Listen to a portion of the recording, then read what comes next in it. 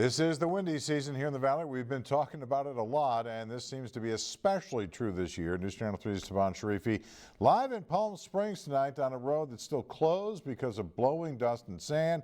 Taban, looks a little rough out there tonight. It's a little bit windy out here, John.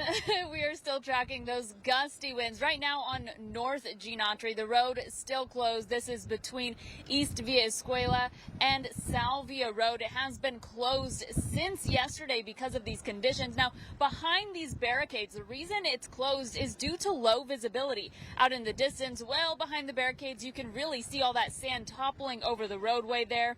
Over the last 48 hours, we have seen peak winds to 45 miles per hour recorded at Palm Springs Airport, all the way to gusts above 70 miles per hour recorded through the San Gorgonio Pass. Low visibility caused North Indian Canyon and the Wash to also close, but now it is back open today. We spoke to some residents today who are just ready for the winds to be over with. In the front yard, the wind swirls and all the trash and all the leaves come right in my front door. I will be very glad when it's over.